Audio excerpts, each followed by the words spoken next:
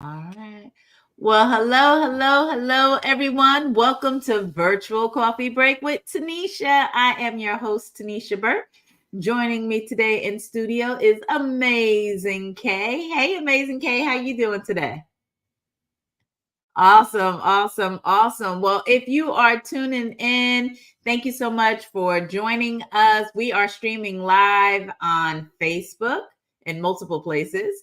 We are streaming live on LinkedIn. Hello, LinkedIn. And we are on YouTube as well as X. So if you are joining us, go ahead and type in the city and state. Let me know what city and state you are checking in from. We got Miss Chrissy Paul from Mactown, Georgia. She said it's 61 degrees. It's 70 here in Florida, which is still cool. We don't like 70. We like 90s. Yeah, but we'll take it because it's been freezing for a very long time here in Florida. I wish they would stop manipulating the weather and leave us alone. We got Miss Lynette checking in from Pennsylvania. Hey, Lynette. We got LaShawna checking in from Decatur, Georgia. Hello, LaShawn. Thank you so much for joining us. We got somebody on Facebook. Oh, okay. Marie checking in from, is it Bonham? I don't know if I'm saying that right. Bonham, Texas. Welcome, Marie. And so if you are new to my channel, thank you for checking us out. I focus on helping people with their network marketing business. Lots of things that we deal with entrepreneurs in the industry of network marketing. So I hope you enjoy. Please like and subscribe, comment, give me your feedback. And today, actually, we're working on a series this month. We're going over the book, Your First Year in Network Marketing by Mark, and it's upside down. There we go. By Mark and Renee Yarnell. And so we've been going through that book the whole month. And it's been pretty exciting. Lots of new things. It's a book that I have already read. But when you read books like this, it hits you a different way based on where you are in your journey in your network marketing industry. So we always recommend that you go back and read some of these foundational books. And this is definitely one of the foundational books. In fact, I would say it should be the very first book that every single network marketer should read. Now, I will say this book was published, if I'm not mistaken, I looked it up yesterday, back in 1998, I believe, was the publishing date of this book. The foundational stuff, in my opinion, has not changed at all. However, I would say that the missing piece that this book does not take into consideration as I'm rereading it now is technology. The internet, social media, none of that was even in place when that book was written. So as I'm sharing these takeaways and stuff, some of it I agree with and some of it I don't. And the reason is because of technology. But the foundational stuff is absolutely there. Thank you, Chrissy. She said, yeah, 1998. So what we're going to do, we're going to jump right into it. We are on, and we are on chapter 6. Fending off the scatter bombs. Fending off the scatter bombs. And I'm going to, Let me get here we go. So fending off the scatter bombs. So the next great obstacle in the battle for success probably afflicts every single distributor who ever enters the industry of network marketing. We call it the scatter bomb. It is quite easy to fall into this booby trap because of the very changeable nature of our business. Simply put, the scatter bomb is a mental explosion that diffuses the focus of distributors, causing them to stop using the system they have been taught and to frantically follow any and every new network marketing system that comes along. The scatter bomb occurs frequently in the first year, sending new distributors in search of any new leader, company, sales aid, or system that might enable them to succeed more rapidly and more easily.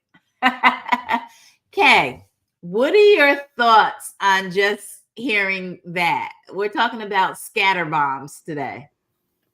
Well, being in the network marketing business for quite a long time, um, I probably have been a scatter bomb, but I guess I have pros and cons to it because I know what the book is saying about don't just flip here, flip there, do it. If you have a system, stick to the system. Mm-hmm. But I, as just being in this business here for the last 8 years that I've been in this business, I gleaned from a lot of different directors, Mm-hmm. but they're all speaking the same thing, but they Mm-hmm. go about it a different way. Mm-hmm. But as long as the result is the same and it's working, I mean, I guess I kind of, I have like pros and cons. I don't think people should do things off on their own, but Mm-hmm. if you're new to the business, learn the system first because every Right. business has a system. Yes. Learn that system first. And then if you hear about a tweak or something, or you try out a tweak and that works, okay, if it's not just going way off the road and it Mm-hmm. getting the success, if Mm-hmm. it's working, then go for it, is what I say. And that may be right or they may be wrong, but that's from the book according to Amazing K. Rush, I guess. Well, you know what? And we're gonna get into it today. We're gonna get into it. So let's jump right in. So again, the scatter bomb is a mental explosion that diffuses the focus of distributors, causing them to stop using the system they have been taught and follow anything that comes along. So we're not saying like in our company, our system is PS3. Mm-hmm.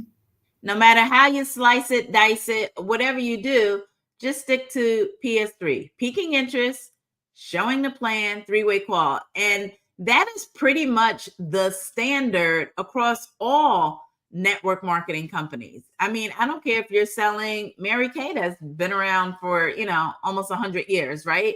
You find people who may have some, skin problems or issues with, finding the right makeup or whatever.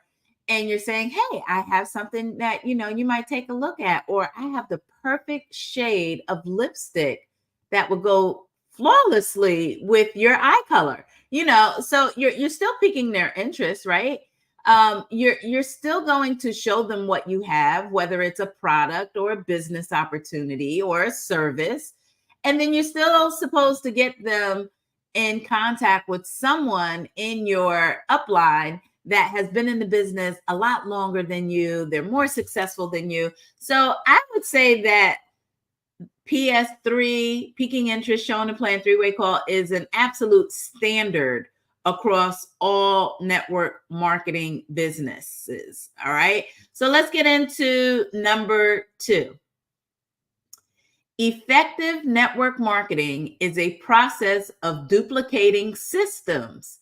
Each time you change the system, everyone in your downline gets confused, right? So again, we're still peaking interest. We're still showing a plan, three-way call. But if you deviate from that and you start doing something different than peaking interest, you start doing something different than showing the plan, you start doing something different outside of three-way calls, now your downline is going to be confused. And as we always say, a confused mind does nothing. A confused mind does nothing. And so you may have some people who are following you, but then you might have some people in your downline that are actually following, the company. And so the company's saying, do this, but then your leader is over here saying, do that. And then now you're like, I don't know. I'm going to give you a perfect example. I recently met someone who is in a network marketing company. I'm not going to say which one. And the company also talks about three-way calls. Okay. However, this person has leadership who doesn't do three-way calls. Instead, they use Messenger. So they want their downline to put the prospect in a group messenger chat and communicate with them through there. And this is a somewhat new business partner. So they're a little confused because they're following the company, which talks about three-way calls, a phone call, but yet their leader is saying, no, we're not doing that. I just want you to put everybody in Messenger. We're going to have a Messenger conversation. I'm not getting on the phone with them, right? So that's a scatter bomb. That is a perfect example of a scatter bomb, because now you're trying to change the system that your company is putting out there, that this is how we do things. This is our system. But now you want to do something different. Big, big, big scatter bomb, right? Big, big scatter bomb. All right, let's go in. So I did put in the chat the link. If you want to join us in studio and you are camera ready, the link is in the chat. So please join us. All right, let's keep it moving. Number 3, new marketers can be handed everything on a silver platter and still fail if they refuse to duplicate a simple system. Y'all underscore, highlight those 2 words. Simple system that has already been tried and tested. Why are you recreating the wheel? And the wheel has been in existence for hundreds of years. And this is why people join network marketing. Why? Because it's not a traditional business where, okay, you got to set it up. You got to come up with your sales program. You got to come up with your financial program, your back office stuff, right? Your inventory stuff, right? With network marketing, it's a business in a box. Everything you need to be successful is there. And all you have to do is just follow the tools and the resources and the systems that are already in place. But it seems like no matter what, and we all become victim to this at some point in our network marketing journey, we just try to do something different than the simple system. And I'm not saying, and again, PS3, peaking interest, showing a plan, 3-way call, is a super simple system. And yes, you may have some systems within the systems, right? So let's look at the peaking interest. Oh my gosh, are there not so many ways you can pique people's interest? There's not one way to pique people's interest. So I want to make clear that, I don't want to confuse anybody when I say, stick to the system that's duplicatable. No, there's a ton of different ways to pique interest, right? Some people are going to pique by asking a question, right? I might say, Amazing K, I know you're an educator, but are you keeping your options open to additional streams of income outside of being an educator, right? Or I might know she, for example, travels. Amazing K, I know you love to travel. I saw you just got back from that exotic vacation and a cruise, by the way. If I could show you a way to do more of what you love and earn income, is that something you'd be open to taking a look at? Or I might say, Amazing K, I know that you have a desire to retire sooner than later and live outside the country for a while, maybe in South Africa. I don't know. If I could show you a way to make some additional income from home so that you could retire sooner than later and become that expat living in some other country, is that something you'd be open to taking a look at?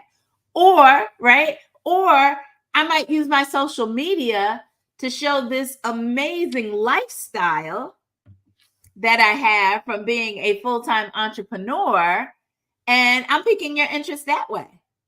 right? Just by me living my best life out loud on social media, right? Or I might jump into a group on social media and I might do a post that says, hey, anybody interested in, making some extra money on the side, something. So the point I'm trying to make, I just showed you several different ways to pique interest, but I'm still following the simple system of it starts with piquing interest if you want to grow your business, right? Amazing K, what are your thoughts on that? Well, my thoughts are that that's exactly what I try to do and what I try to expound to my team members. Wait, I gotta stop you. What? Oh, Champions don't have the oh, word try in oh, their oh, oh, oh, oh. I vocabulary. don't even We do believe not that came use out my that mouth. word on virtual coffee break at all. I'm so sorry about that. That is exactly what I do. And I also reiterate to my team members that there's a million ways to skin a cat. Like you just said, there's a million ways to get to the point, to pique interest and find some people have their go-to pique interest one, but try a different things. And what I also believe is that you have to do different things with different people. Yes. And if you do that rapport, get the rapport, you'll know exactly how to pique their interest. If you use that form, and now it's the form duh, Right. with the dreams formed, you'll know exactly what catchphrase to say or what to show them on social media or things. But you're absolutely right. I agree 100%. There's a million ways to. I used to say this when I was in the workplace, in education, in the schools. There's a million ways to make $1 million without punching a clock. Right. Absolutely. So that's the same Absolutely. with piquing interest, and the same thing with showing the plan, the S. It's not just the video. It's not just there's a million different ways to do that. But that Right. three-way call, you better stick to It's a three-way plan. call, right? It's a But a three-way three-way call. call, let's say this. We're still doing a three-way call, but it could be a phone call Or Zoom. or Zoom. Mm-hmm. We've been Right? doing It could be a Zoom phone 3 call ways or a lately. Zoom. Why? Because technology, when Yes. this book was written, right, there was no Zoom. Mm-hmm. When this book was written, there was no social media. Right? There was no Facebook, right? There was no X. There was no YouTube. There was no LinkedIn. We're talking 1998. What? Facebook came out in what? 2007 maybe? Mm-hmm. Maybe a little bit before then. I don't know. My first computer was a Gateway. Y'all remember Gateways, Oh right? my God, yes. That was my first computer. So again, but what I'm saying is the system of piquing interest, showing a plan, three-way call is not changing. That you just have to, how you work within that system should stay the same to avoid the scatter bomb. All right. Let's go on to number 4. Novice distributors must be taught to follow the teachings of their sponsors and not deviate from them. This is hard for some people because some people are so uncoachable when they start their business and they want to do things their way. And let me say this, we are not your boss. You are not our employee. You can do whatever the heck you want. You bought a business, it's your business. However, doesn't it make sense to seek wise counsel from someone who's been there, done that, got the t-shirt to show for it? That's all I'm saying. Why would you? And this is why I say the inner me is the enemy. It's what you keep telling yourself that you need to do. And then your upline is saying, no, don't do that. That's going to cause you to fail because you want to do it your way. And it might not, let me say this, it might not cause you to fail, but it's going to delay your success. It's going to delay your success because you want to do things your way, right? Let me ask this question. Has anybody ever, either you said this or someone in your downline said this, I'm not going to tell anybody about this business until I learn everything? We've all been there. We've all done that. Look, Christina's raising her hand, right? I'm not going to tell anybody about anything until I learn everything. And so meanwhile, month after month after month goes by and you ain't making a dime because you in your learning phase, and who knows how long that's going to learn. I mean, according to the book, 12 months. So you rather go 12 months without making any money while you learn everything? When your job is not to teach in network marketing, your job is to plug people into the system. So that's the scatter bomb you're creating. Is you not following the system. You're going to do it your way. And your way is, oh, I'm going to learn everything first before I start to talk to anybody. Let me be clear. That is not how network marketing works. That is not how this industry works. And if you come into network marketing with the mindset that you have to learn everything before you want to talk to anybody or share your business opportunity with people, you're going to lose. That's not how this industry works. This is on-the-job training here. What makes network marketing amazing and why so many people are successful is because there's a system. You learn the system, and then you expose people to the business and you plug them into the system. They learn the system, then they expose someone to the business, then they plug them into the system. They learn. Y'all get what I'm saying? The system. It saves you time and stress, right? So important that you don't deviate from the teachings of your upline. Now, I will say this. If your upline isn't following what corporate is putting out, then you might want to freeze and reevaluate who you following. Does that make sense? Right? Because your upline might be the scatter bomb. Just saying. Your upline might be the scatter bomb that is deviating from the company's system. So you want, and this is why, again, it's so important to plug your new business partners into the corporate trainings. Corporate. Because corporate is putting out the system. Right? Your upline director has their own system. But are you still being plugged into corporate system? If you plug into your company's system, you will easily be able to identify the scatter bombs when they present themselves, because it goes kind of against what corporate's teaching you. Like that scenario I just gave you. Thank God this person was following the company's training. They had watched their company video and they were able to say to themselves, but my upline is telling me to use Messenger to do a 3-way. So now you just identified the scatter bomb because it's going against, right? All right, let's keep it moving, child. Let's keep it moving. Where we at? All right.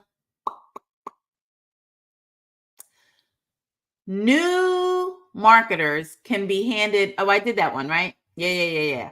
I think we're on number 5. Is that right? We're on 5? Yes. Okay. Number 5. Distributors must be warned to put on blinders their first year because of competing companies, recruiting systems, videos, manuals, and numerous other sales systems available to them. It's like in your first year, just focus on the system that your company has in place. There's all this other stuff going on, but right now I need you to just focus here. And this is why when people don't do that, when they don't put their blinders on during their first year in network marketing, this is how they easily become overwhelmed. And we hear that all the time, right? Oh, I'm so overwhelmed. Yeah, because you're in something new. You don't know. You're out of your comfort zone. You have a lot to learn, but don't complicate it by now trying to learn everything your company's showing. But then now you have all these external shiny new things that you're like, oh, let me build a bigger wheel. Oh, over here, they're showing me how I could do this. Not saying those other things are not going to be helpful at some point, but you're a baby, right? We don't take a brand new baby and serve them sirloin steak, do we? No, we don't do that. When we have a brand new baby, we're not giving them milkshakes from McDonald's, right? Putting that in their bottle. No, you learn the simple system your company has in place. Get to the level you want to get to. And as you're going through your journey, going through your process, raising your leadership lid, now you can kind of use some discernment about some of these other things that are out there.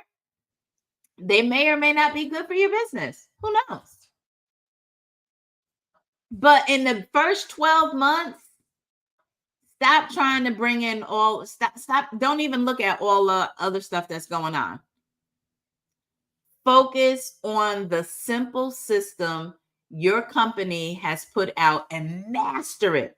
Know it backwards and forwards, inside and out, up and down, sideways, diagonal. Know it like you can do it in your sleep, where it becomes so second nature to you, it becomes a part of who you are.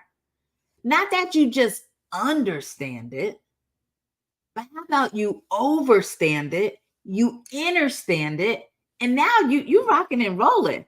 And so now if you want to add some things to enhance, you understand what I'm saying? Like leverage, not changing the system, but leveraging technology, right? For example, perfect example.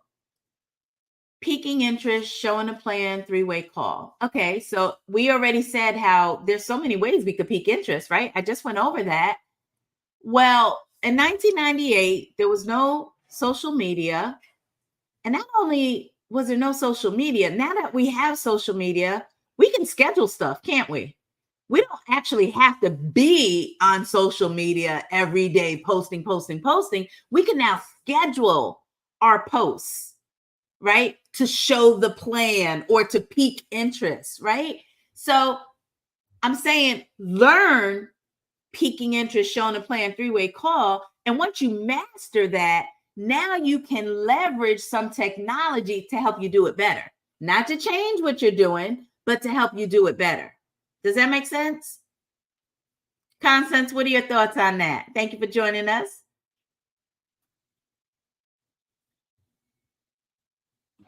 Hey, how y'all doing? Hi. Ooh, how y'all doing? Good.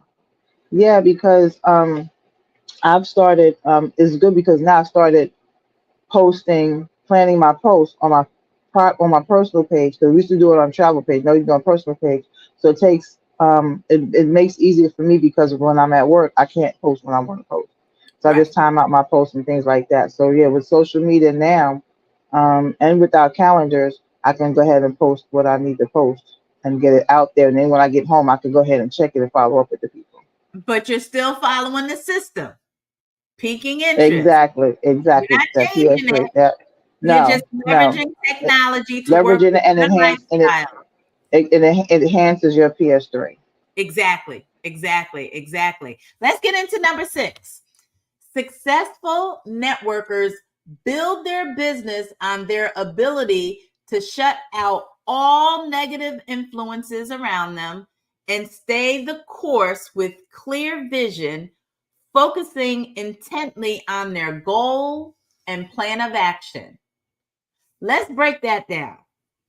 We're talking about successful network marketers that are builders, right?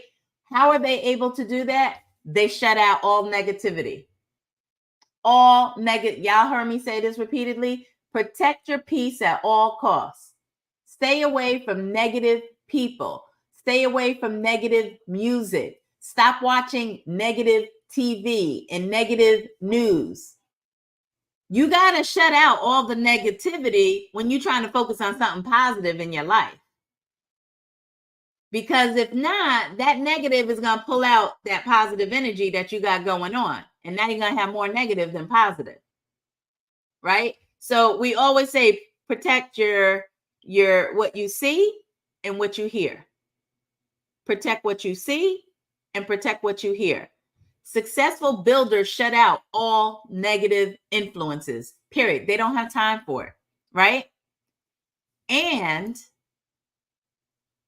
they stay the course with clear vision.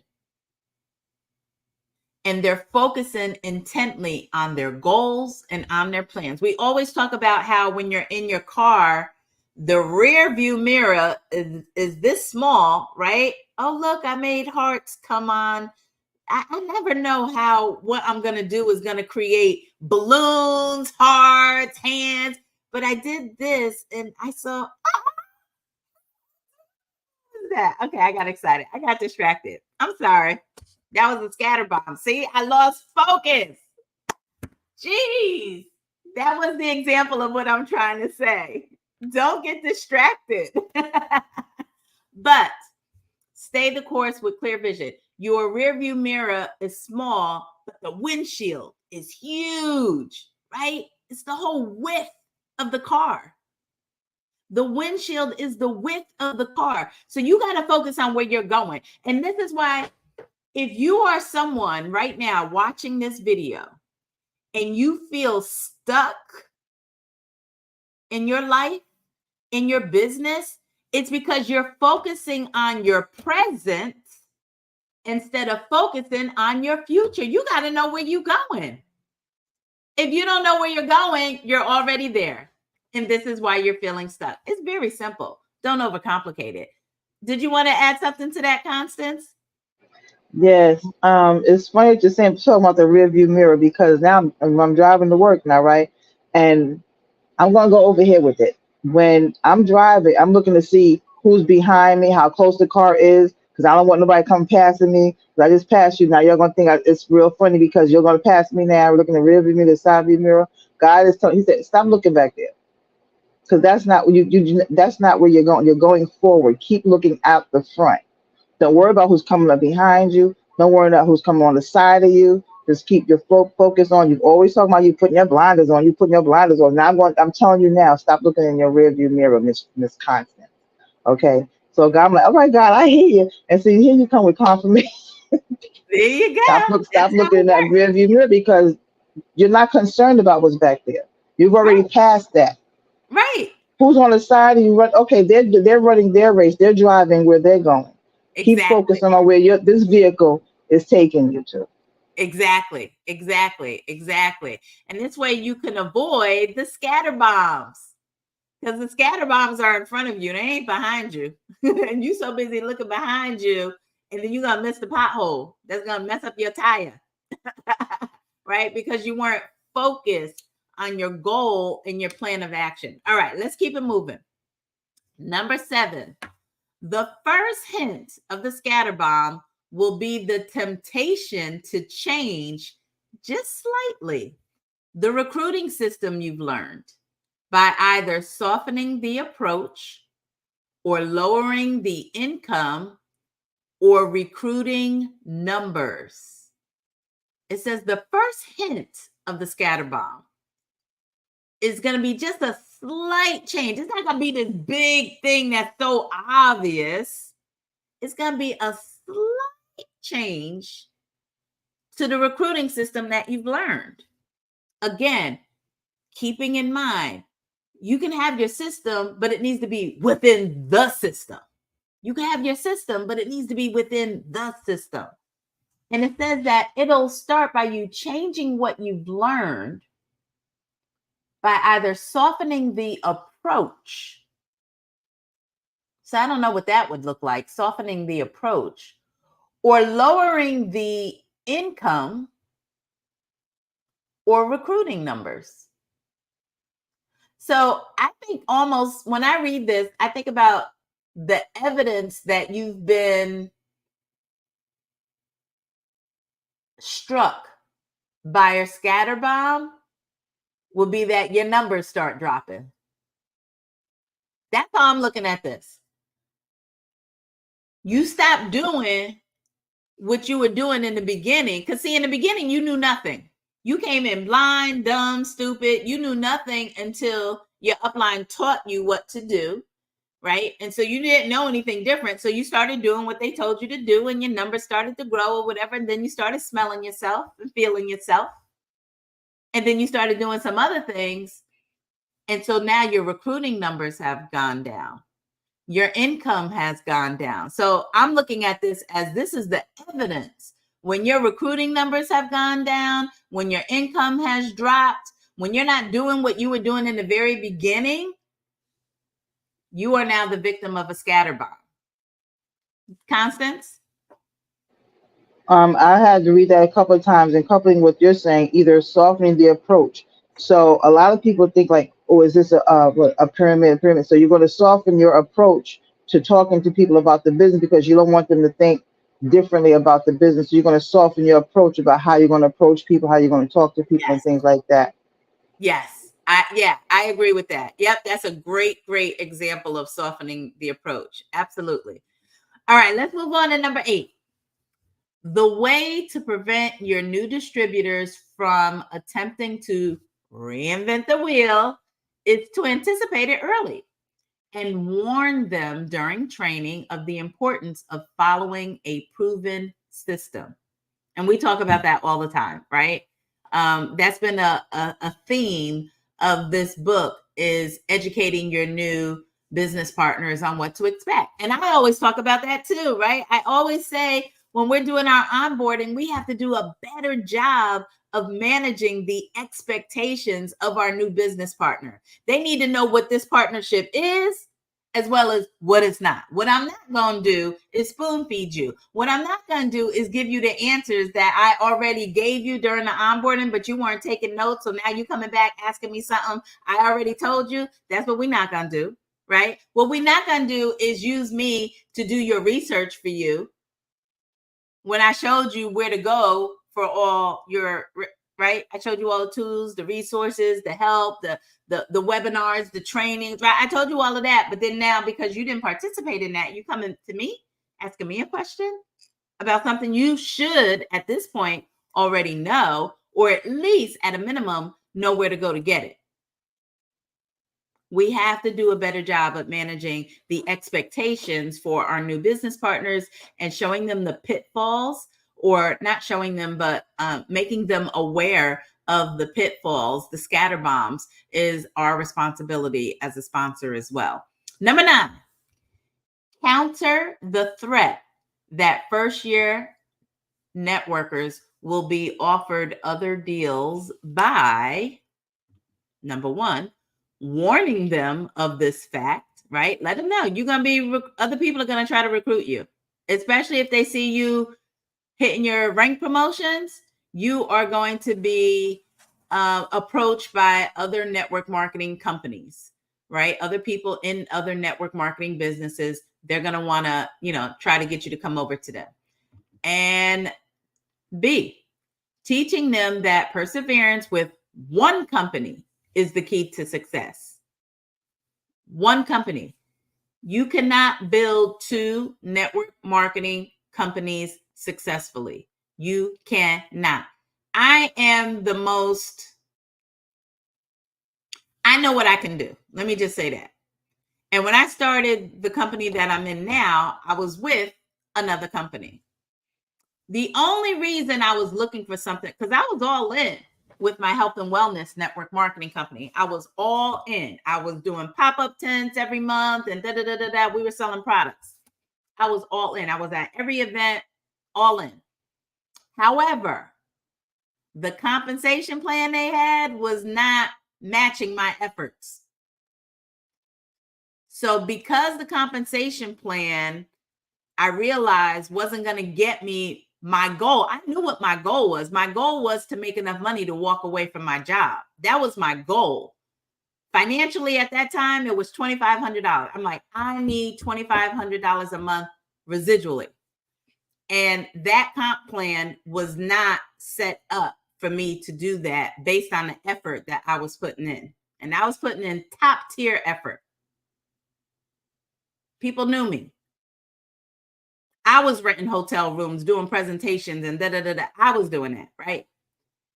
So the only reason I started looking for another company is because I realized the comp plan at that company was not going to give me what I want, but I was still making money. So then I joined my new company. And I'm like, I'm going to work both of these. I'm going to slay both of these. And you know what my upline told me? He said, you can't chase two rabbits because you won't catch either one. You can't chase two rabbits at the same time. If you got a rabbit going east and a rabbit going west, one person is going to catch. You can't do it. You cannot. And I said, oh, yeah? Well, watch me do it. That's pretty much what I said. I had a little toot when I said it to him. He said, my job is to make you love one business and hate the other. I said, okay, we'll see about that. So I'm ready. I'm like, and then I remember he called to play my very first week, right? He said, get your friends and family on a conference thing. And, I'm going to tell them about your business. I had 9 people on, 4 people joined. I made $200 my first week. You know how long and how much effort I would have had to do in my health and wellness business to make $200 in the first week? You know how many hours? And this happened in just a 60-minute phone call? It wasn't even a Zoom. It was a phone call. And it was at that moment I realized I'm not chasing 2 rabbits. I'm going to stick with this one rabbit because the system works. The system worked. I piqued the interest. I got the people on the presentation. They got their questions answered from a senior business partner and they joined. And I was like, okay, that's simple. There's no products. There's no inventory. It worked. So getting back to this, counter the threat that first-year networkers will be offered other deals by warning them of this fact and teaching them that perseverance with one company is the key to success.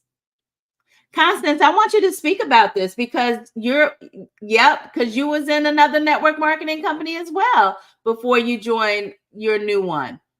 And you were working both. How did that work for you? I'm no longer doing that one. There we go. That's all. You ain't got to say don't say anything else. That's it, right? And then last, we're going to explain to them that trying to build 2 downlines in separate companies will lead to failure. Explain to them, trying to build 2 downlines in separate companies will lead to failure. Yes, I will put number 9. Someone asked for number 9 to go back up. There you go. So number 9 has 3 parts, A, B, and C, right? So this is all about managing your new business partners' expectations and preparing them. So you're going to warn them about, hey, other people might try to approach you to join the business, right? Let them know, don't go there, because if you want to be successful, the key is stick with one company. Just stick with one company and just keep pushing, right? And lastly, explaining to them that trying to build 2 separate downlines in different companies is going to lead to failure. All right.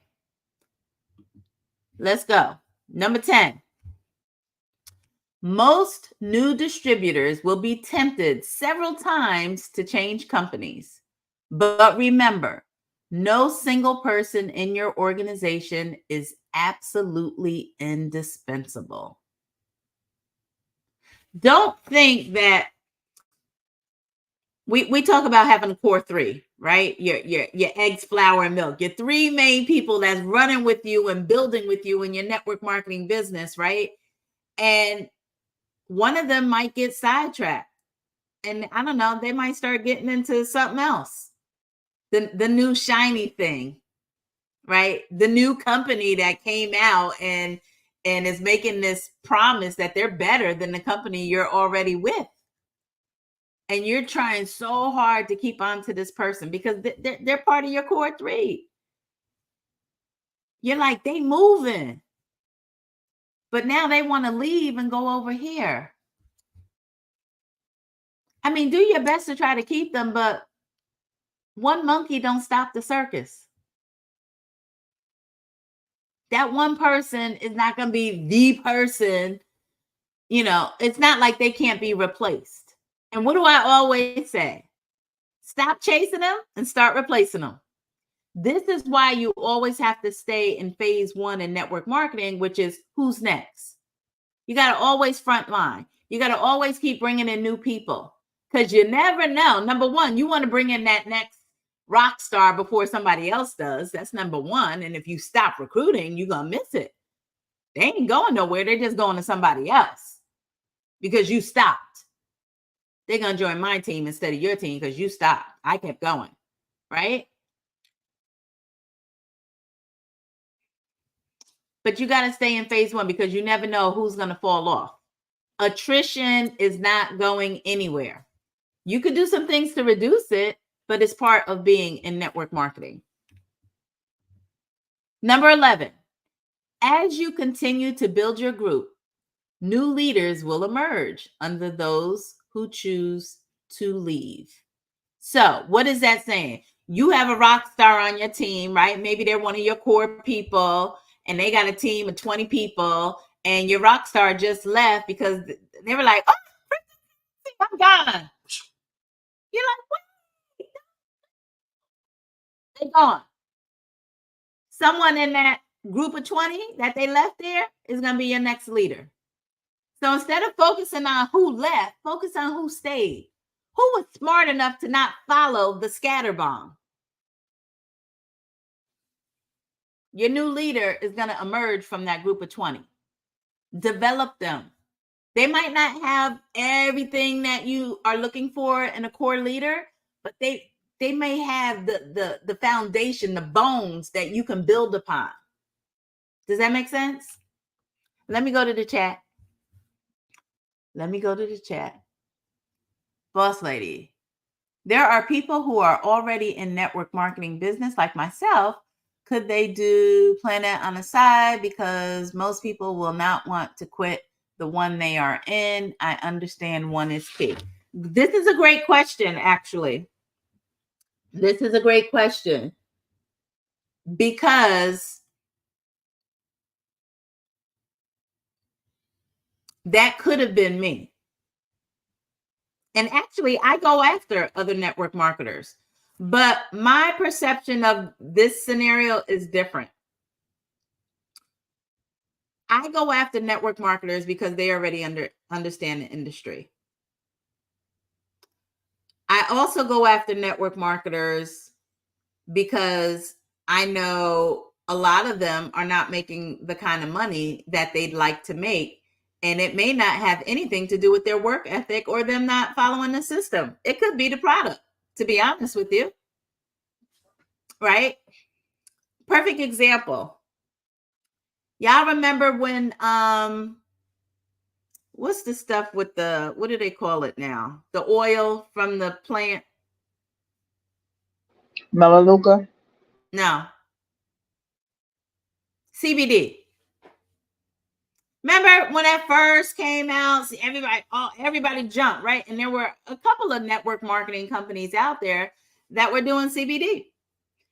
And I would go after the people who were saying, oh, this is it. This is the, the next best thing. Because I'm like, when you have I don't care what the product is. Melaleuca is a little different because they're their own brand from the Melaleuca plant per se. But products in general, right? Perfumes, Mary Kay, Avon, products. Do you know I could go on eBay right now and buy Mary Kay? I could even buy Melaleuca. Not supposed to be there. I could buy Avon. I could buy a host of CBD stuff. You can go into a health food store and buy CBD oils. Right?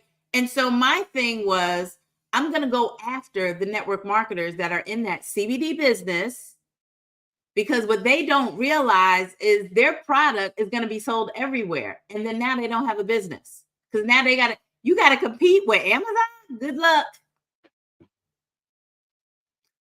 Good luck with that. I could buy CBD oil everywhere, but they were trying to recruit me and I'm trying to recruit them, because I'm like, you got to see the bigger picture of where this is going. Now you come over here with me and travel. Your own travel business. Guess what? I don't have to, I'm not really competing with all those other travel companies. I have my own, and I got the same stuff they got. If anything, they competing against me, because they got to try to get my network of people, but I'm going after my network of people. You understand the difference? So boss lady, in that scenario, a lot, and depending on what they're in, they may just be with that product company because they love the product. That's usually how it starts. Most people don't join a product business because they wanted to build a team. It 99.9% of the time, it's because they tried the product, they loved it, they wanted the discount, they enjoy talking about it because they love it so much. And then the team thing just kind of happened organically because they started talking about, isn't that what network marketing is? A friend telling a friend about something they love. Cliff said, I came from Melaleuca. I buy Melaleuca. I learned about it when my dad was living with me. He was using some of the products. He said, here, try this, try this, try that. I'm like, I like this. I like that. So I signed up. But I'm not building a team with Melaleuca. I'm in a network marketing company already. I don't want to lose focus. Great products. I'm not going to stop buying it. But I'm not going to try to build a team, because I need to stay focused on one thing. All right, what else we got over here? All right, Christina had to leave us. Thanks for being with us. LT, I have lost 2 people and was able to keep the spots by adding 2 people. Good. This was slightly discouraging as it affected my rank. However, you are right. Keep it moving. Absolutely. Keep it moving. Keep it moving. Always remember this. And I'm going to end now. I have more for chapter 6, but we'll talk about that on Tuesday. Always remember this. And I'm as transparent as I can be on Virtual Coffee Break. And a lot of what I say comes from me, just my own personal experience, right? I am not the know-it-all of everything, right? I'm just sharing with you my personal experience. But what I've learned is, when people show you who they are, believe them. Okay, that's number 1. When people show you who they are, believe them. We in network marketing are looking for hungry people. That's it. We're looking for hungry people. And if someone leaves, aren't they just saying, I'm not hungry? Okay. I can't force you to eat if you're not hungry. How do I look if Constance just made some fried chicken, some candied yams, some collard greens, some cornbread. She just ate, like she on her porch, like belly out, rubbing. And I'm like, and I come in, I just came into town. Constance, come with me. I'm going to wherever. We going to Texas Roadhouse. And she's like, I'm gonna come with you. And she doesn't order anything because she just ate. Am I mad? I can't make her eat if she's not hungry.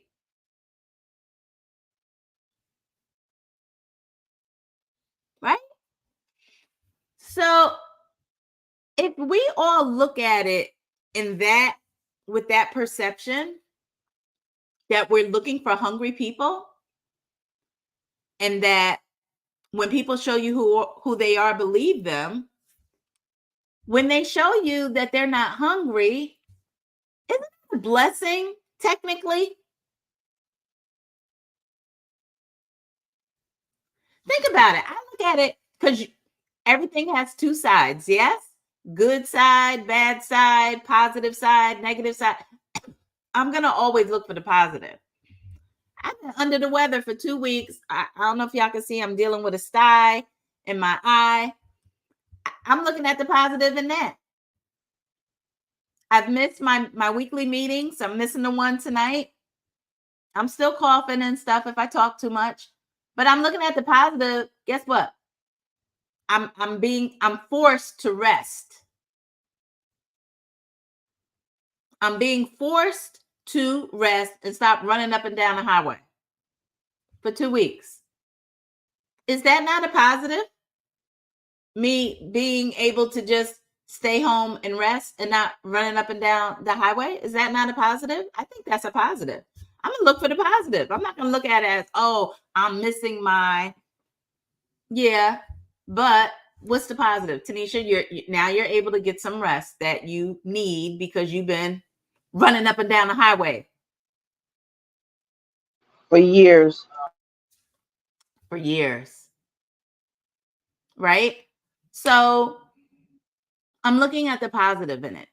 When people fall off, especially, and here's the other thing, please stop chasing the people that aren't doing anything. Stop. That drives me nuts.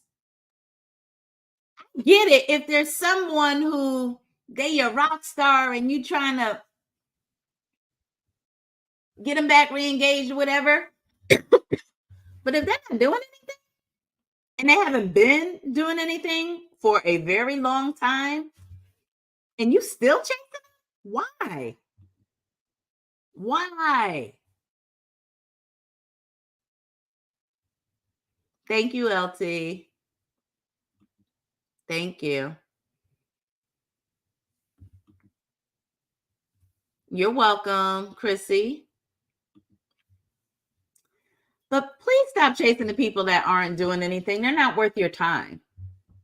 And if you're focusing on who's next because you got a plan of action and you're staying the course and you got blinders on, you shouldn't even see all of those things that are happening outside. And too many times in network marketing, I'll say this, and then I want Kay and Constance to share one takeaway. And y'all can start putting your takeaways in the comments.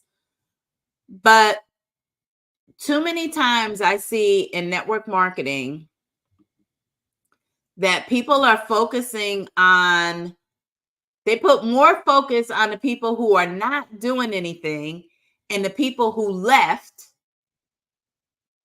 than they do on the people that are in the business, showing up, taking notes, they're at the events, you know, they're showing that they're hungry, but you still focus on this one over here that's not doing anything.